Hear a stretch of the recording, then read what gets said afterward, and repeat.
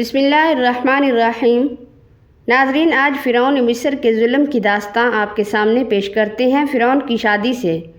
فرعون مصر نے ریحان بن ولید کی پوتی حضرت آسیہ کو شادی کا پیغام بھجوایا۔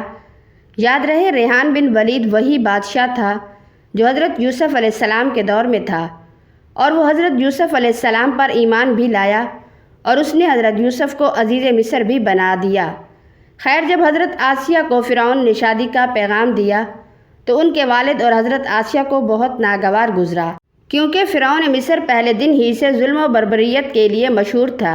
لیکن فرعون نے اپنی بادشاہت کے زور پر جبراً حضرت آسیہ سے شادی کر لی اور دھمکی دی کہ اگر یہ شادی نہیں کریں گی تو آپ کے والدین کو قتل کر دے گا۔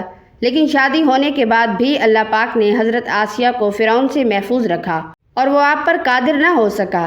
اس بارے میں مفسرین لکھتے ہیں کہ شادی کی پہلی ہی رات جب فرعون حضرت آسیہ سے ہم بستری کے لیے کمرے میں گیا تو اللہ نے اس پر نیند کا ایسا غلبہ ڈالا کہ وہ ساری رات ہی سویا رہا۔ کچھ کتابوں میں لکھا ہے کہ اللہ نے فرعون کو نامرد کر دیا تھا، جس وجہ سے وہ حضرت آسیہ سے صحبت ہی نہ کر سکا، اور بعض نے لکھا ہے کہ فرعون کو ایسی عجیب بیماری لاحق ہوئی کہ طبیبوں نے اس کو ساری عمر صحبت سے منع کر دیا تھا۔ دیکھا جائے تو یہ بھی حضرت آسیہ کی ایک طرح سے کرامت ہی ہے کہ اللہ نے انہیں کیسے فرعون کے ناپاک جسم سے محفوظ رکھا۔ بعض روایات میں فرعون کی ایک بیٹی کا ذکر بھی ملتا ہے۔ ناظرین، آپ کو یہ بتاتے چلیں کہ وہ لڑکی انہوں نے کسی سے لے کر پالی۔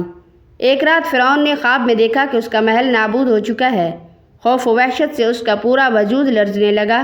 اس نے نجومیوں کو بلا کر ان سے اپنے خواب کی تعبیر پوچھی تو انہوں نے کہا، عنقریب بنی اسرائیل کا ایک بچہ تمہارے محل کو نیست و نابود کر دے گا۔ اس لیے فرعون نے حکم دیا کہ بنی اسرائیل میں جس کے ہاں بھی لڑکا پیدا ہو اسے فوراً قتل کر دیا جائے۔ اگر لڑکی پیدا ہو تو اسے قتل نہ کیا جائے تاکہ ان کی نسل باقی رہے۔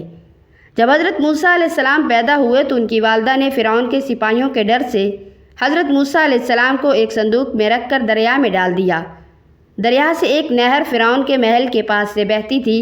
یہ صندوق بہتا ہوا اس نہر میں چلا گیا۔ فرعون نے حکم دیا کہ اسے محل میں لا کر کھولا جائے۔ جب صندوق کھولا گیا تو اس میں سے ایک خوبصورت بچہ نکلا۔ قطعی زبان میں پانی کو منہ اور درخت کو ساق کہتے ہیں۔ یہ صندوق پانی اور درختوں کے درمیان پایا گیا۔ اسی وجہ سے حضرت بی بی آسیہ رحمۃ اللہ علیہ نے آپ کا نام موسیٰ رکھا۔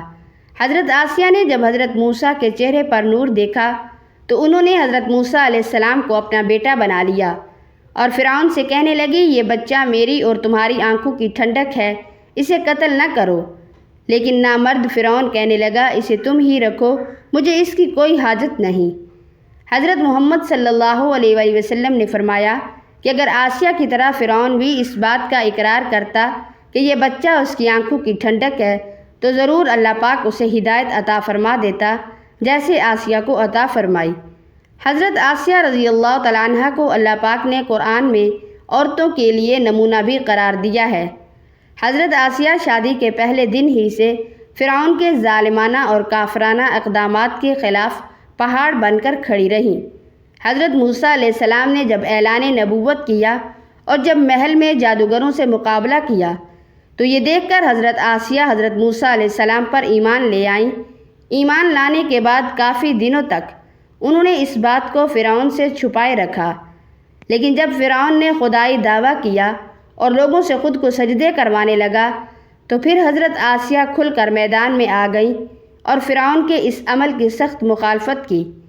جیسے ہی فرعون کو پتہ چلا کہ میری بیوی بھی موسیٰ کے خدا پر ایمان لا چکی ہے تو روز دن اور رات ان کو مختلف اذیتیں دینے لگا۔ فرعون جیسا کافر شوہر بھی ان کے ایمان کو متزلزل نہ کر سکا، لیکن فرعون نے بہت زیادہ کوشش کی تاکہ کسی نہ کسی طرح انہیں راہ راست سے منحرف کر دے، لیکن وہ ایسا نہ کر سکا، اور حضرت آسیہ بھی ان کی تمام کوششوں کو ناکام کر کے صرف خدائے واحد کی عبادت میں مصروف رہیں۔ حضرت موسیٰ علیہ السلام کے چاہنے والے فرعون کے سپاہیوں کے ہاتھوں ظلم و ستم کی بھیڑ چڑھتے رہے اور انہیں بے دردی سے قتل کیا جاتا رہا، یہاں تک کہ فرعون نے حضرت موسیٰ علیہ السلام پر ایمان لانے والے ایک شخص کو، جسے قرآن کریم نے مومن آل فرعون کے نام سے یاد کیا ہے، بڑی ہی بے دردی سے قتل کر دیا، جس کے بعد حضرت آسیہ کا صبر کا پیمانہ چھلک اٹھا اور وہ کھلم کھلا فرعون کی مخالفت کرنے لگی۔ فرعون میں غیظ و غضب کی آگ بھڑک اٹھی۔ اس نے اپنی زوجہ حضرت آسیہ کو بہت ہی دردناک طریقے سے اذیتیں پہنچائیں۔ اس ظالم نے ان پر بڑے بڑے عذاب کیے اور ان کو بہت زیادہ مارا اور زد و کوب کیا، یعنی 4 کھونٹیوں میں آپ کو گاڑ دیا۔ حضرت آسیہ رضی اللہ تعالیٰ عنہ کے چاروں ہاتھوں پیروں میں لوہے کی کیلیں ٹھوک کر چاروں کونوں میں اس طرح جکڑ دیا کہ وہ ہل بھی نہ سکتی تھیں، اور بھاری پتھر آپ کے سینے پر رکھ کر ان کو ریت پر دھوپ میں لیٹا دیا اور پانی بند کر دیا۔ اللہ اکبر! ایک دفعہ ذرا سوچئے تو صحیح ناظرین کہ تن تنہا عورت اور ظالم و جابر شوہر کا محل ہاتھوں پیروں میں کیل ٹھوک دی گئی ہیں، گرم ریت پر لیٹایا ہوا ہے اور سینے پر ایک بھاری پتھر رکھ دیا گیا ہے۔ پھر بھی حضرت آسیہ رضی اللہ تعالیٰ عنہ ایمان پر عزم و استقلال کے ساتھ مصائب کے باوجود قائم و دائم رہیں اور فرعون کے کفر سے خدا کی پناہ مانگتی رہیں۔ ایک روایت تو یہ ہے کہ فرعون نے حضرت آسیہ رضی اللہ تعالیٰ عنہ کی کھال تک اتروا دی۔ اس میں کوئی شک نہیں کہ عورت کے اندر اتنی طاقت موجود ہوتی ہے کہ وہ ہر طرح کے ظلم و ستم کے آگے پہاڑ بن سکے۔ اللہ پاک سے دعا ہے کہ اللہ تبارک و تعالی ہمارا خاتمہ ایمان پر فرمائے اور ہماری کمی پیشی معاف فرمائے، دنیا میں بھی کامیاب فرمائے اور آخرت میں بھی کامل بخشش فرمائے، آمین ثم آمین۔ ناظرین، تمام بھائیوں اور بہنوں سے گزارش ہے کہ ہمارے چینل کو سبسکرائب ضرور کریں اور نیچے کمنٹ میں اللہ ضرور لکھیں۔ اللہ ہم سب کا حامی و ناصر ہو، آمین ثم آمین۔